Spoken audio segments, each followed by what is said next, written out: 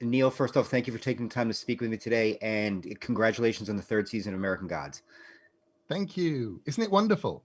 Well, and I want to start into that also. It's with the road that it's taken to get to this point, now only a month away. How are you feeling about it? Really good. I mean, it's been such an interesting process with American Gods, and it's weathered so much to get here um, that actually, I think the point where a couple of months ago they emailed me the finished version of episode 1, and I sat and watched episode 1, and I'm like, this is American Gods. This is that thing that we were trying to make. This is that thing that, Brian Fuller and Michael Green and I talked about 4 or 5 years ago, and now it's here. Which made me really happy. I think, Chick, the new showrunner, has done a wonderful job. I think Ricky has really stepped up as Shadow Moon, as our leading man. He now feels like the protagonist, which I think is fabulous. And Ian McShane is as crafty and gloriously double dealing as he always was, but now it feels like it's really in service of a plot, and that makes me happy. I mentioned this to Ricky before we were discussing this. It's interesting in that this season feels like we're getting a number of genres brought to our attention with the separate storylines, yet they're cohesive.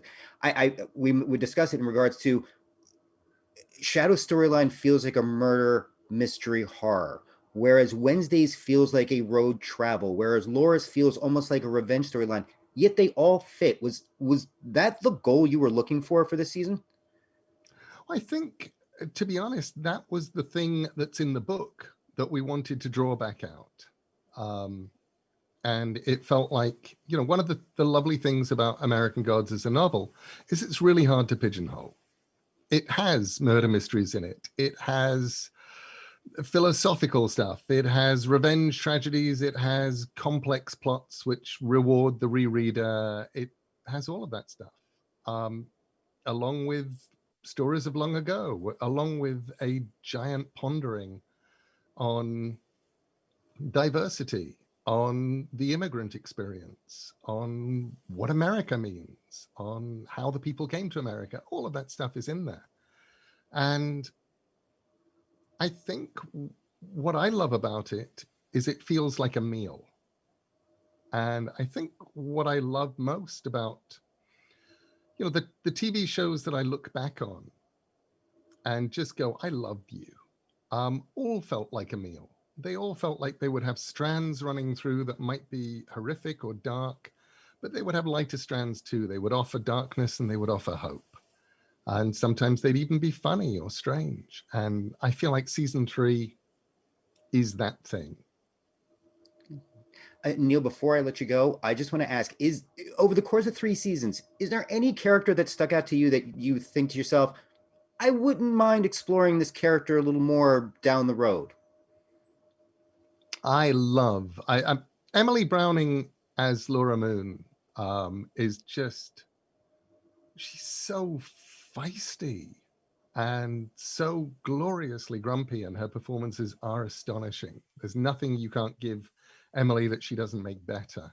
And season 3, well, at the beginning of season 3, she dies again, and now we get to follow her journey post-mortem.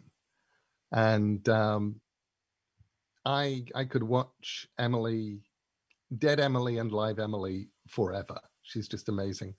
And also, of the smallest characters who I did not expect to be so powerful, Salim. He was basically a short story that we put on screen in season 1. And yet he's become almost the bleeding heart of the show. And I loved it. And also, I love the gravitas of Mr. Ibis. There's something about him where you go, you are so thoughtful, and you have seen so much. And I would love to bring him back and do more with him. But I'm very much hoping that we will get to season 4, and we'll see everybody again, including, I'm very much hoping, some of the characters who weren't there in season 3, because season 4 is where it all comes together.